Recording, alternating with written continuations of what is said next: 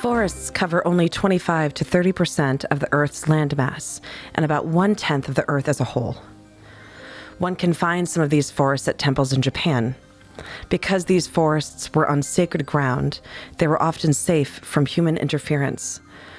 Forests that have formed naturally over a long period of time with little or no disturbance are called old-growth forests. Old-growth forests are the most effective carbon sinks. The largest and oldest trees are found in forests that are unmanaged, that is, they are not logged or thinned. Preserving these old-growth forests will also contribute to preserving terrestrial biodiversity.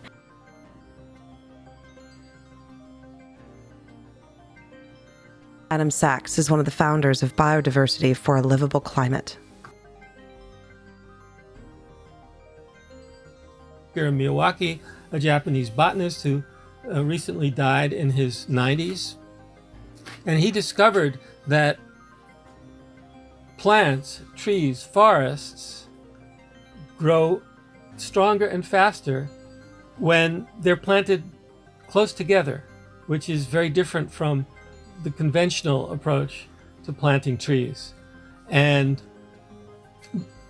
when planted this way, they can reach canopy height in just a few years. Paula Phipps is the Associate Director at Biodiversity for a Livable Climate. So I probably mentioned the Miyawaki forest at a number of meetings over the years, trying to get people to think about the urban tree canopy in a different way. And also just plain to think about the urban tree canopy. And Cambridge on its own, without any help from me, came up with an urban forest master plan. The Cambridge she is talking about is Cambridge, Massachusetts, in the United States. This is where Biodiversity for a Livable Climate is headquartered. It seems Cambridge would be a great place to plant a Miyawaki forest. The ideas behind a Miyawaki forest are much like the ideas that kind of power my work at Bio4Climate, which is one, emphasizing biodiversity. Miyawaki forests rely on a very biodiverse array of species. They tend to have about 32 or more species in this small area, and that biodiversity is really key to their success. So in this forest in particular, we have around 50 species of kind of different plants that are native to this area and can boost the biodiversity of this ecosystem.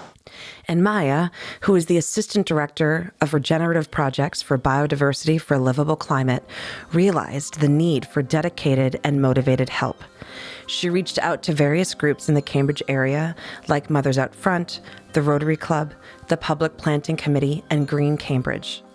She made connections to get local people who would see this forest grow and be involved in its stewardship. A great deal of care went into the site selection for this very special forest. When Paula first contacted Andrew Putnam, Superintendent of Urban Forestry and Landscapes for the City of Cambridge, to discuss the idea of a Miyawaki forest, Andrew had a task force in place for the Forest Master Plan. The task force made recommendations on soil improvements and planting microforests, so planting a Miyawaki forest fit nicely into the plan. Paula and the volunteers shared the potential locations with Andrew. He narrowed the list down to about 5 locations, which he shared with Cambridge Human Services. At that point, Dennehy Park offered the best opportunity to pilot a Miyawaki forest. It gets a good deal of foot traffic, so it maximized the visibility of the forest. Dennehy Park is a 50-acre recreational facility built on a site of a former city landfill. The landfill was closed to active dumping in the early 1970s. The city subsequently reclaimed what would have been a wasteland and turned it into a community resource.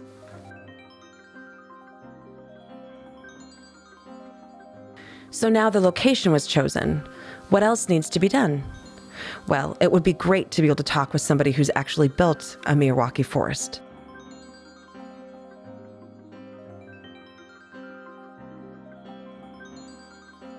So the team reached out to Elise Van Medlem, the founder of Sugi, for guidance and support. Sugi is a Swiss-based organization that works on implementing Miyawaki forests and funding these projects across the globe. So they have a network of forest makers, including Ethan Bryson, who was our forest maker for our project. We are very indebted to the guidance of Ethan Bryson, our forest maker. The reason the Miyawaki method is so compelling to people is because in a very short amount of time, you can have a robust and self-sustaining habitat with native species, and it's a biology-based focus. So that means that instead of introducing synthetic fertilizers, chemical pesticides, or herbicides, we're allowing the biology to create a self-sustaining environment.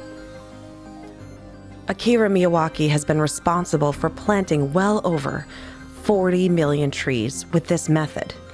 Starting in Japan and throughout Asia, there are now forests in Europe, in the United States, Africa, all over the world utilizing this method, which harkens to the idea of potential natural vegetation, which looks to how nature would have been before we started compressing the soil, before we brought in exotic species, and before we started introducing harsh chemicals into the soil as well. So the idea is that in a small space, in about the same space of 6 parked cars, which is 1,000 square feet, we would plant about 350 trees.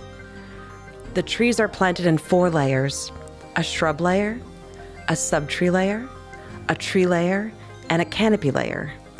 And it's meant to move the biological succession along a little bit faster. As we talk about bringing back native species, really the original stewards for these plants were the local tribes. Inknashmaniksha Shekmait or Inknashmaniksha Smanati Shekmaitki Ichiwa Shekwi. Good morning. My name is Mary Lee Jones. My Yakama name is Smanati. A teaching that I was always taught that the air, the plants, the water, the fire, all of those beings were here way before me, way before any of us, and those are our true elders. My name is Joelle. We had traveled throughout Boston and different places the first day, and I was taking my daughter throughout the area so she could see another side of the world other than just Washington State. And usually we're in the mountains a lot, gathering foods and the roots and the berries and such. My name is Marlene, and then my given name by my grandmother is the Yumtinik, and it has no meaning, it's just a name like everybody else's name. And I'm Marilee's mother. We're from the state of Washington. The 3 of us that you see standing here, my family on our reservation are known as food gatherers. We gather our traditional food and we feed our people. Just recently retired from being a wildland firefighter, and so spent a lot of years working with fires and getting to work with, a lot of areas, a lot of landscape, a lot of forests, mountains and stuff. What I've seen, what I witnessed, to come back and actually help some of the healing process. Very blessed to be able to do some of this now. The way that I viewed this project in terms of like how we look at the native plants was that it was important to connect with tribal community, local tribal community, in that discussion and see what truly is considered native or was considered native prior to people coming in and colonizing the land, and to check in with the tribes to see if there are any plants which were once abundant, which they would like to see return. Fortunately, there is a nursery in South Hadley, Massachusetts called the New England Wetland Plants Nursery that has been growing plants for wetland remediation and reforestation in the Northeast for 25 years. And Cambridge already had a relationship with the nursery, and they were also a huge help. In addition, there were 2 other growers who donated plants to our Miyawaki forest. I'm Russ Cohen, and I live in Arlington, and I have a nursery in Weston that is entirely composed of edible native species. A lot of native trees, but also shrubs and herbaceous plants and stuff like that. And these are all plants that I mostly propagated from seed that I gathered myself. And then I work out arrangements with projects like this one in a city, but also with towns and land trusts and state and federal agencies, tribal groups, organic farms, and others to plant plants to my nursery in appropriate places in their properties. And I'm over 24 projects so far. And this is just a fun retirement pursuit, so it's not a business. I give away all the plants I'm growing to projects like this, where the plants can be planted in public places where the public can see and interact with the plants. So I donated about 80 plants to this site, and I was happy to do it. So my name is Walter Kittredge, and I'm a retired Harvard botanist, and in my retirement, I started a native plant nursery in North Reading, Massachusetts. I've been operating for a year now, and I have probably over 100 different species of perennials, ferns, trees, and shrubs. And this year I contributed 73 trees to this Miyawaki Forest project. And here's a couple of them here that I brought, silver maple and a buttonbush. Part of the urban forest master plan was figuring out what the heat islands in the city were, and created a master plan for how to increase the canopy in those areas. Ultra dense canopies filter airborne pollutants. So in areas of kind of high pollution near highways or in kind of environmental justice neighborhoods, this can do a lot just for kind of mitigating some of the environmental damage that is very real on the ground in various places. The root network in forests are in part tree roots and then in part mycorrhizal fungi. So by kind of planting all of these species in a dense area, what we're really doing is kind of encouraging those networks to develop and grow strong. And this helps the resilience of the forest. Different species with their very specific ecological niches can trade nutrients, they can trade water, they can kind of help one another out, and they're a little bit less vulnerable to disease as well. A lot of care to address soil health here. We added very high quality compost, high quality mulch, and again, we want to make sure that there are not any harmful chemicals. The mulch was worked into a soil both mechanically and manually. Here you have a bird's eye view of Ethan and Kat spending time with the soil. It almost looks like they're giving the soil a great massage. Everyone is taking great care. The soil preparation was truly a joint effort among Andrew and his team and Ethan and Kat. The next step was to add biochar to the soil. What is biochar? Biochar is a carbon-rich material that is virtually non-biodegradable and thus stable in the soil for millennia. That's the difference between biochar and other soil amendments that break down over time. Biochar is capable of sequestering carbon in soils and improving long-term soil productivity. Improvements attributed to biochar include increased moisture retention and synergistic interactions with soil microbes.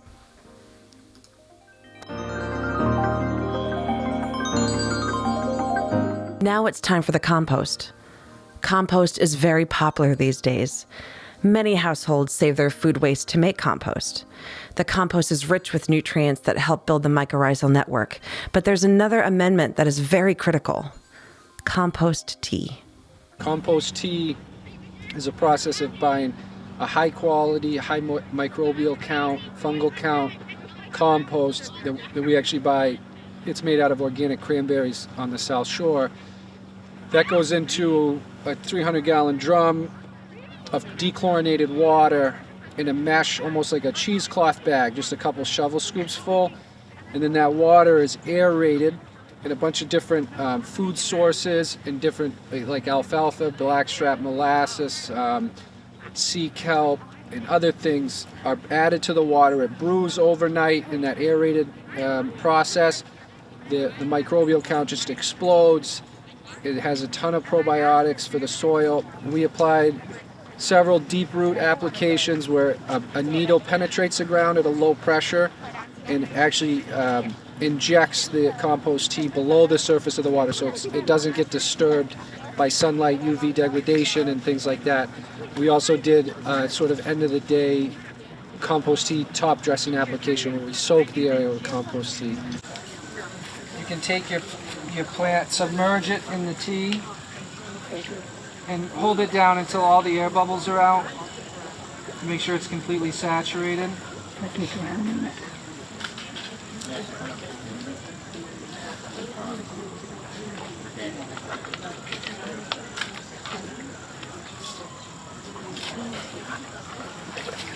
And then you can just let it drain back through.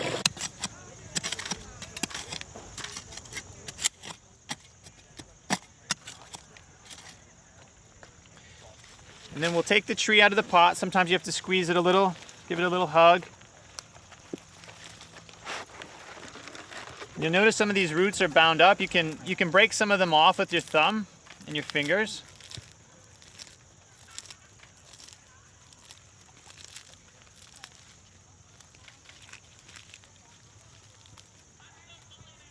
We want to make sure there's a little bit of a flare at the top. So if you can help to pronounce that flare in the trees, just so that we can have this tapered piece showing above the mound, that's very beneficial for the long-term stability and health for this tree.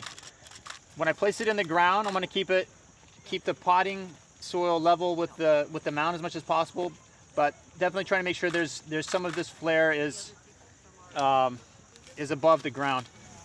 And we just push the soil back in.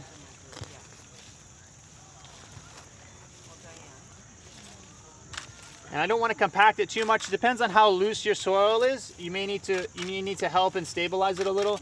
Try and keep it as straight as you can. And that's it. So the spacing is between your elbow and the tip of your finger. And what we definitely don't want to do is we want to try our best not to have the same species next to each other. And we also don't want to have straight lines of trees. So it's basically like birds dropping seeds in the forest. So we've selected and arranged the plants in a way that mostly the taller plants will be placed in this part of the forest. And as we work down, some of the shrubs and other smaller trees will be woven into the areas that will need a little bit more light. But just like even in old growth forest, sometimes you'll see two massive trees fused together, or you'll see shrubs growing right next to very tall trees. So these things can happen, and it's not a big deal if you forget or you're not sure and you accidentally bring a rose in here or bring one of the small shrubs in here. That's okay.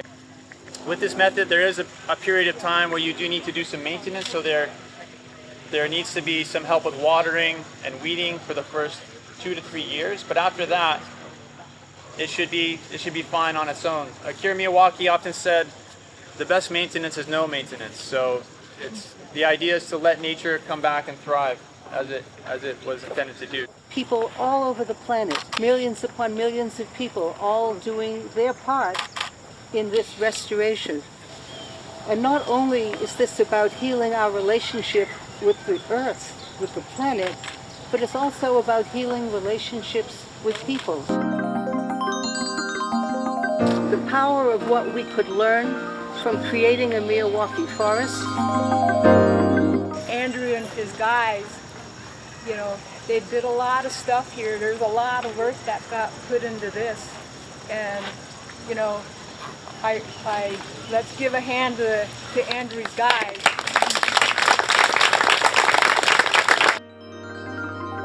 This is going to be beautiful here, and I can see it, and plants are excited. They can't wait. So let's get started. I think thinking about the landfill aspect, that we want all the good to come through on both sides, and then that negative energy would be held on with those webs. Yep. So that's why we did that, and of course the center of it is where a lot of that energy goes through. This is a very exciting opportunity for the city. It's sort of Miyawaki Forest is the culmination of the urban forestry master plan that we've put together. It pulls on a lot of the action goals that were set through that process of denser planting, improved soil conditions, native species, a diverse species count. And so this is a very sort of exciting culmination of the urban forestry master plan, and hopefully just the beginning of a ongoing relationship with biodiversity for a livable climate. What if we changed our concept of how we allocate natural space? Should it be as important as public utilities like power lines? And when I discovered this methodology, the Miyawaki method, and saw how fast you could restore native habitat, I thought in a way, this could, in just a small way, we could bring back forests with the same ambition that we removed them. Each day is a blessing, each hour is a blessing. And so today the Creator blessed us to be able to walk on this earth today, to be able to do this. Oh, and then the rainbow, that was kind of magic. And we got to take a picture with it, so that's another blessing. So thank you, Creator. I mean, so often we hear today about trees coming down or being taken down. And in this case, I think the excitement really was about the idea of giving life to this whole project and these individual trees, and the idea of getting your hands in the dirt with the tree. It was cool to see all that was involved, the volunteers. Everybody's happy about it, even the ones that are just passing through. Mm-hmm. You know, they're happy to see this. Everybody's you know, interested in how this all plays out here from now to, you know, I was excited for the plants. They got a home. Now it's just going to be up to them to establish themselves and, you know, make their new home a home. And I planted my first tree ever. And so that made my day, and otherwise I sit in front of a computer 7 days a week. And it's really nice to be reminded that there's another world out here. Glad you were here. Yeah. Yes, thank you very much. Because these kinds of projects are so important. And I have to say, like, of all the gardening I've done, like almost two and a half years I did for, this is a sweet project. This is the kind of work I wish I could do all the time. I mean, because we're bringing life back. I'm tired and happy and just kind of overwhelmed. I've just been thinking about this day for like weeks on end and then days on end. I'm like, how is it going to happen? And it's here now, and I'm just so amazed by what we got done. So I'm so grateful, and I learned so much from everybody here, from the plants, and from this whole experience. So when we go home tonight, know that each and every one of us, we share this word, and I want to share that with you. Typically in the world we can say I love you, but the bare part of it in our language is a tawishamash. That means is I hold each and every one of you sacred.